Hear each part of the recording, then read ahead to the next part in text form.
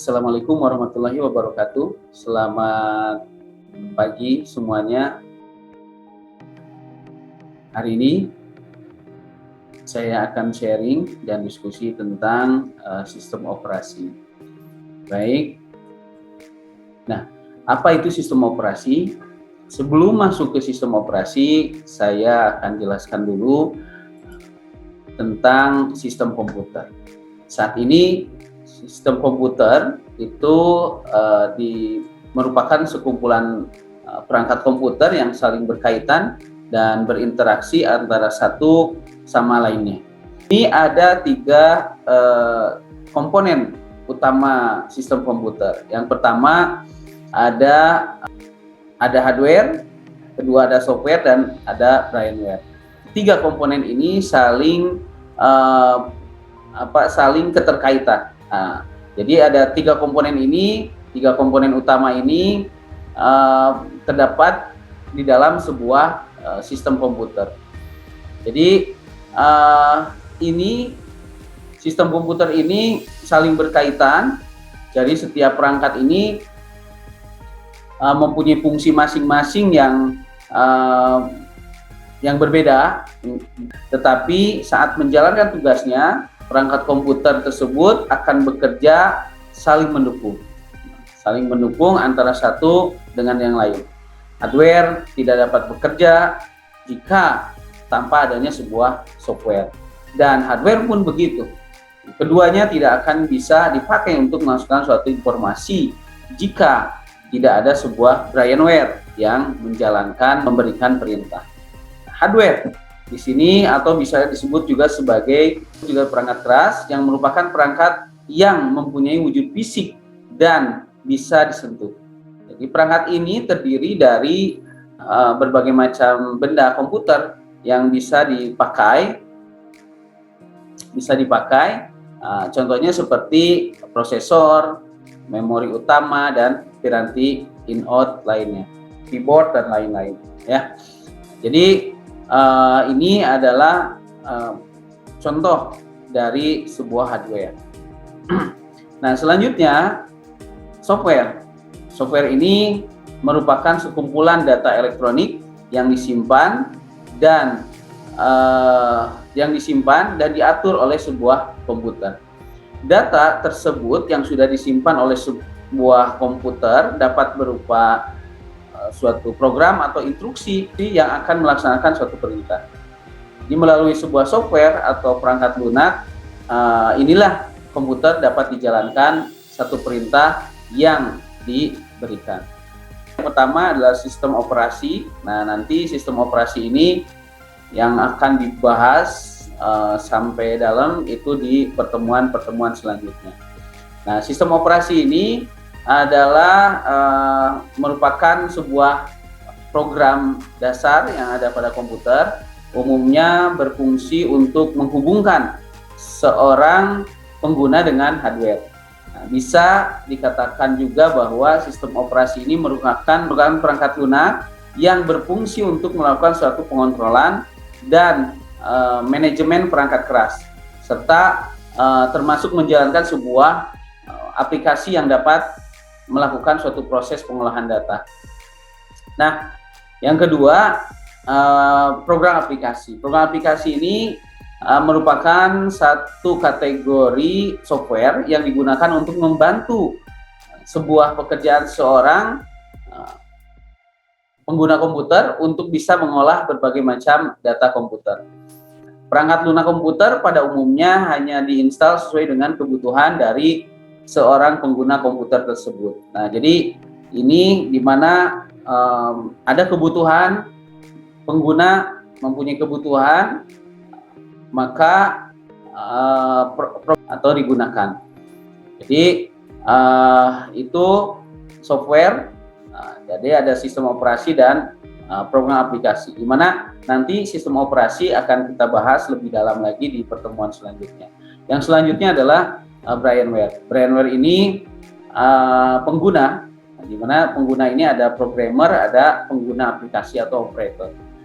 Jadi programmer ini yaitu seorang yang memiliki keahlian untuk menguasai berbagai bahasa pemrograman atau salah satu bahasa pemrograman.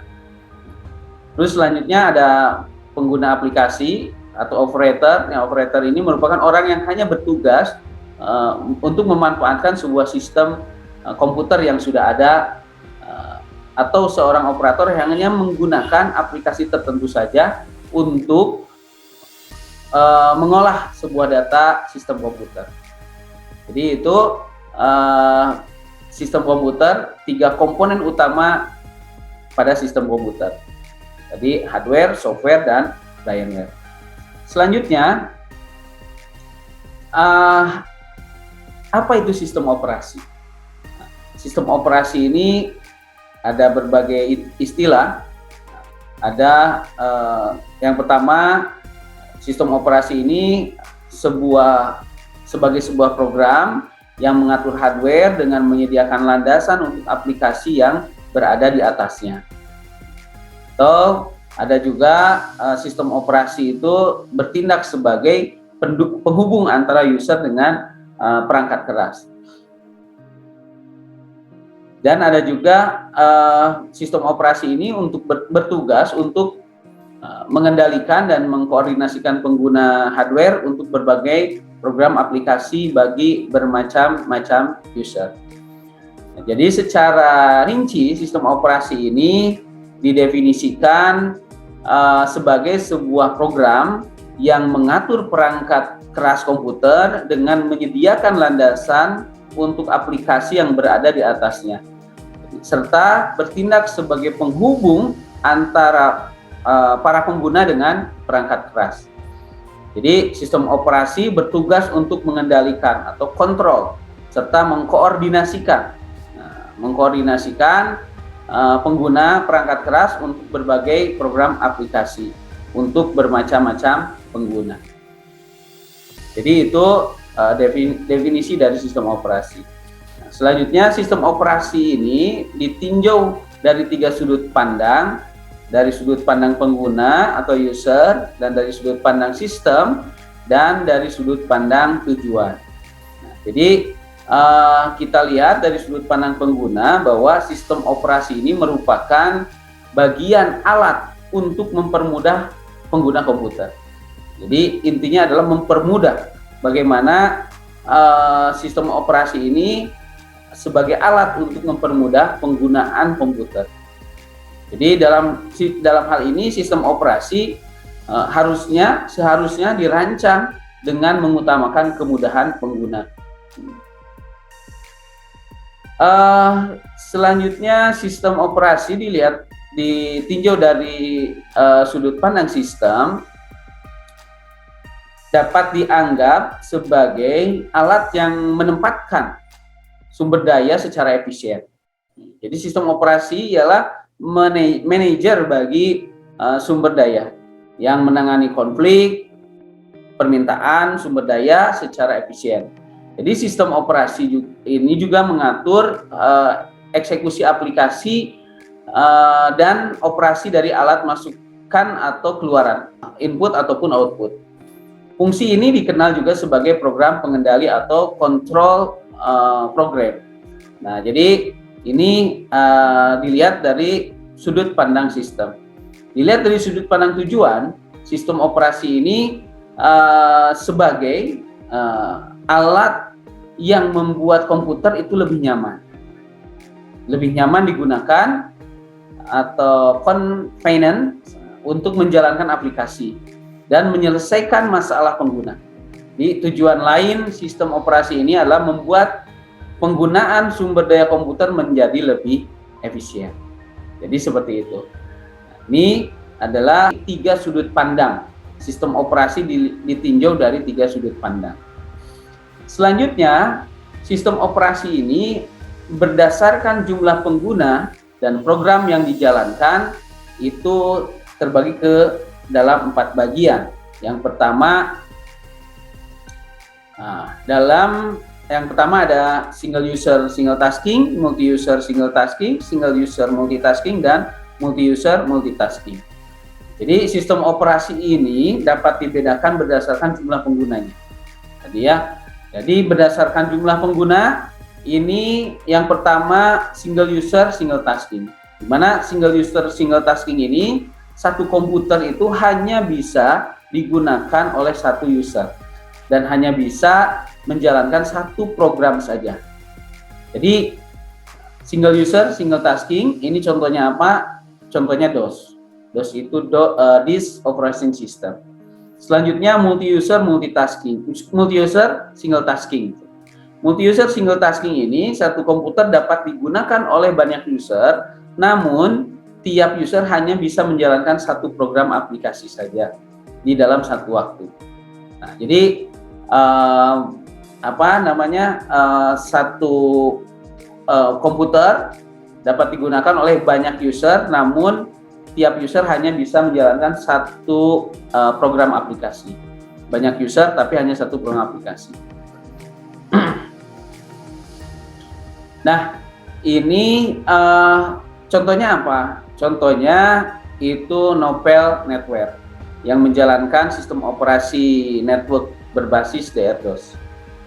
Selanjutnya single user multitasking. Single user multitasking ini bagaimana satu komputer dipakai oleh satu user dan dapat menjalankan banyak program di satu waktu. Contohnya apa? Contohnya yang biasa kita pakai Windows, Mac OS, kalau Apple Mac OS, iOS, GDS dan lain-lain. Jadi itu multi single user multitasking. Selanjutnya multi user multitasking. Nah, ini adalah satu komputer dipakai oleh banyak user yang dapat menjalankan banyak program di satu waktu. Contohnya Unix, Linux, FreeBSD, jadi SO turunan Unix, atau Windows dengan aplikasi Citrix, MetaFrame, dan lain-lain. Nah, itu sistem operasi berdasarkan jumlah pengguna dan program yang dijalankan. Selanjutnya, fungsi sistem operasi. Fungsi sistem operasi ini terbagi ke dalam dua bagian. Yang pertama, pengelolaan sumber daya sistem komputer sebagai resource manager. Jadi resource manager ini maksudnya mengelola seluruh sumber daya yang ada pada sistem komputer agar dapat beroperasi dengan benar dan efisien. Jadi jika suatu komputer sedang melayani pencetakan dari suatu job A misalkan, dan ada job B yang masuk, maka halaman pencetakan berisi keluaran baris job A, kemudian satu baris berikutnya berisi keluaran dari job B, atau disusul lagi dari baris berikutnya job A dan seterusnya. Apakah seperti itu? Nah, tentunya tidak ya. Tentunya tidak. Jadi, bagaimana fungsi sistem operasi? Sebagai resource manager ini dalam hal ini bertugas menjamin pengguna printer secara eksklusif satu job sampai dengan selesai. Jadi job A dulu diselesaikan, baru selanjutnya job B diselesaikan. Jadi seperti itu. Ini yang mengatur fungsi sistem operasi sebagai resource manager itu seperti itu. Selanjutnya fungsi sistem operasi sebagai external machine ini bagaimana sistem operasi menyediakan layanan kepada user sehingga user bisa memanfaatkan atau menggunakan sumber daya sistem komputer dengan mudah dan nyaman. Jadi fungsi sistem operasi sebagai external machine ini bagaimana memberikan abstraksi tingkat tinggi yang lebih sederhana dan menyembunyikan semua kerumitan yang ada pada perangkat keras. Jadi sistem operasi menyediakan sistem call berupa fungsi-fungsi atau API, application program interface. Jadi sistem call ini berfungsi untuk menghindarkan kompleksitas pemrograman dengan memberikan sekumpulan instruksi yang lebih mudah dan lebih nyaman. Nah, jadi seperti itu fungsi sistem operasi sebagai resource manager dan sebagai external machine. Selanjutnya komponen sistem operasi. Dalam komponen sistem komputer modern yang semakin kompleks dan rumit, memerlukan sistem operasi yang dirancang dengan sangat berhati-hati agar dapat berfungsi secara optimum dan mudah untuk dimodifikasi. Pada kenyataannya tidak semua sistem operasi ini mempunyai struktur yang sama. Namun menurut Peter Gelfin dan Greg Ginn, ini umumnya sebuah sistem operasi modern mempunyai komponen sebagai berikut. Ini ada manajemen proses, manajemen memori, manajemen secondary storage, manajemen sistem in-out, manajemen berkas, sistem proteksi, jaringan, command interpreter system, layanan sistem operasi, sistem call, mesin virtual, jaringan command interpreter system. Nah, ini adalah komponen-komponen sistem operasi yang terdapat pada sistem operasi yang modern saat ini, yang dirancang sistem komputer modern yang semakin kompleks dan rumit ini memerlukan sistem operasi yang dirancang dengan sangat hati-hati. Nah, jadi apa itu manajemen proses? Komponen utama yaitu manajemen proses, di mana proses adalah keadaan ketika sebuah program sedang dieksekusi. Jadi sebuah proses membutuhkan beberapa sumber daya untuk menyelesaikan tugasnya. Sumber daya tersebut dapat berupa CPU, time, memori, berkas-berkas, dan perangkat in-out. Apa tanggung jawab sistem operasi sebagai manajemen proses? Jadi sistem operasi sebagai manajemen proses ini, pertama, bagaimana pembuatan dan penghapusan proses pengguna dan sistem proses. Kedua, menunda atau menjalankan proses. Ketiga, menyediakan mekanisme untuk proses sinkronis, menyediakan mekanisme untuk proses komunikasi, menyediakan mekanisme untuk penggunaan penanganan, menyediakan mekanisme untuk penanganan deadlock. Jadi manajemen proses ini nanti akan dibahas secara rinci di pertemuan selanjutnya.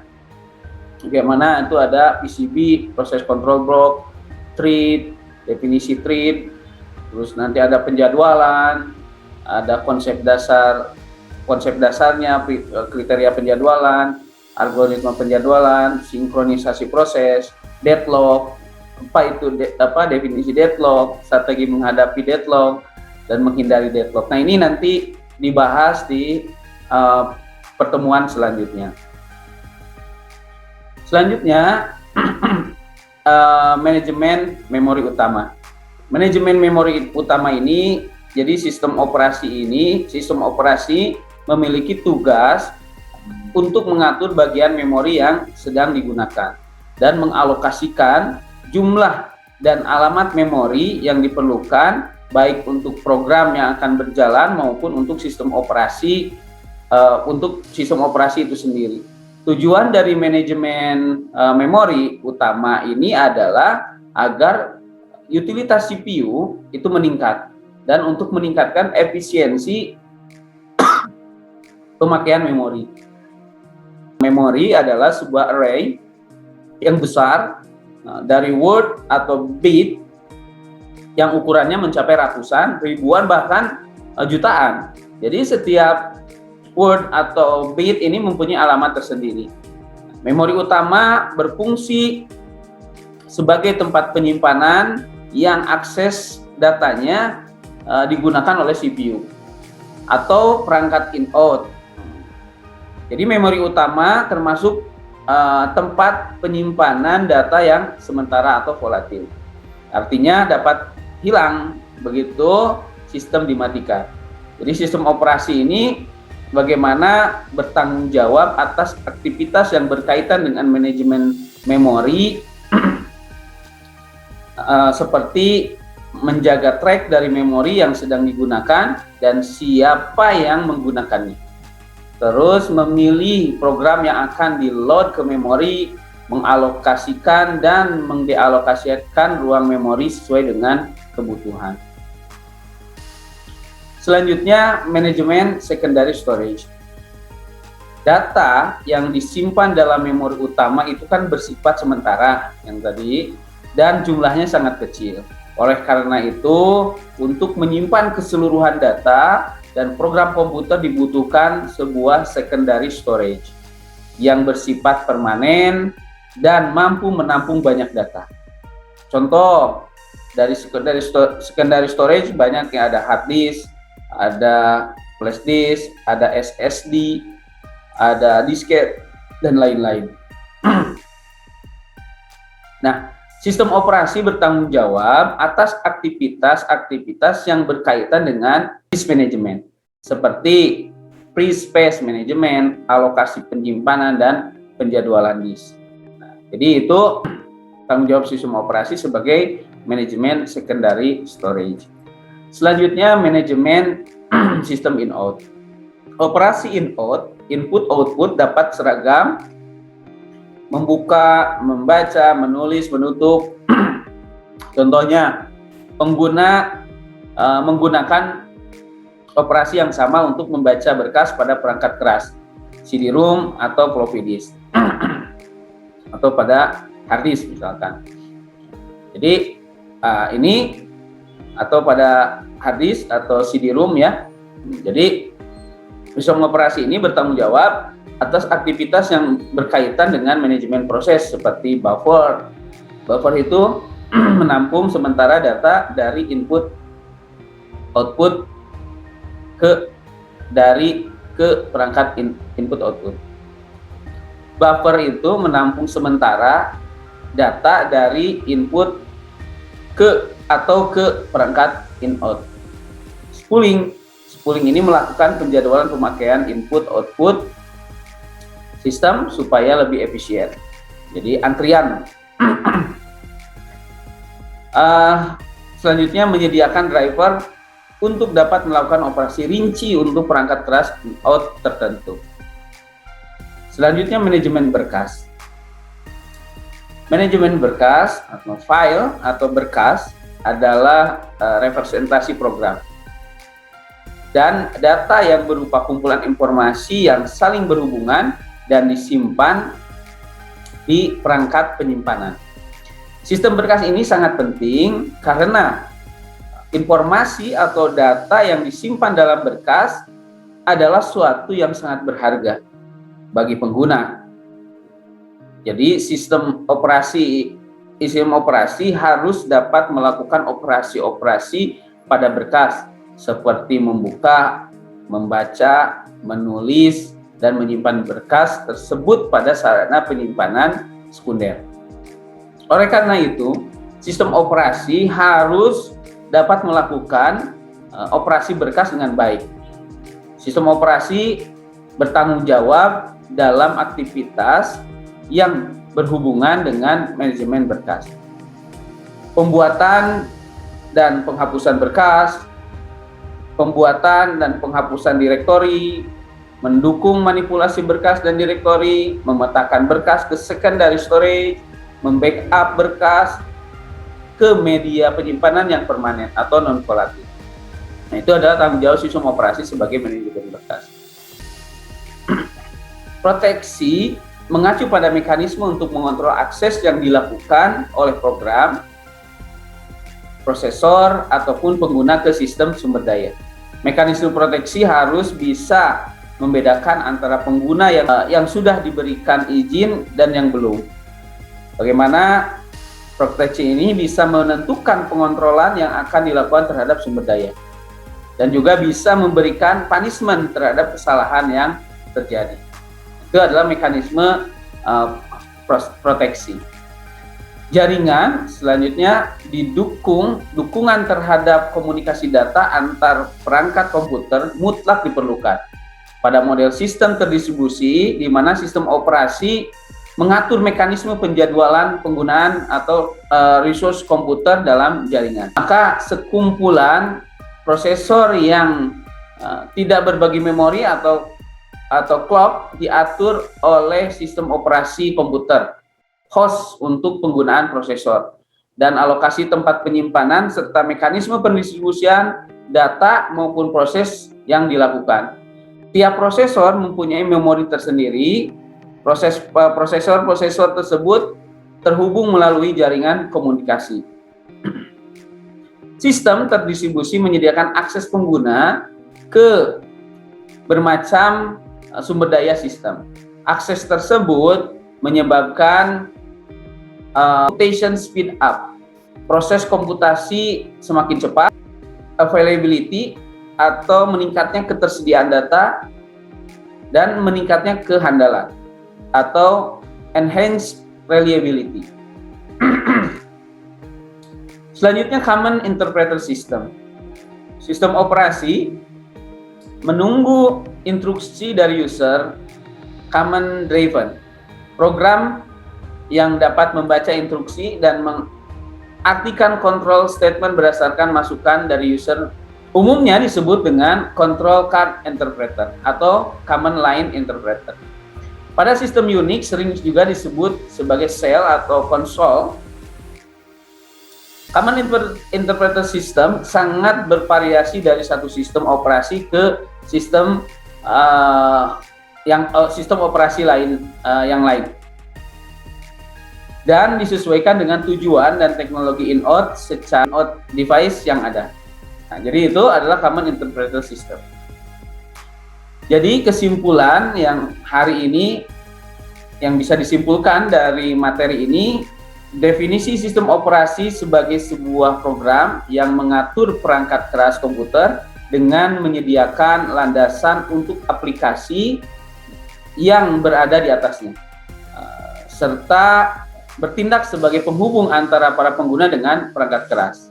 Nah, berdasarkan jumlah pengguna dan program yang dijalankan, sistem operasi dikategorikan dengan single user single tasking, single user multitasking, multi user multitasking, multi user single tasking. Nah, ini selanjutnya fungsi sistem operasi tadi.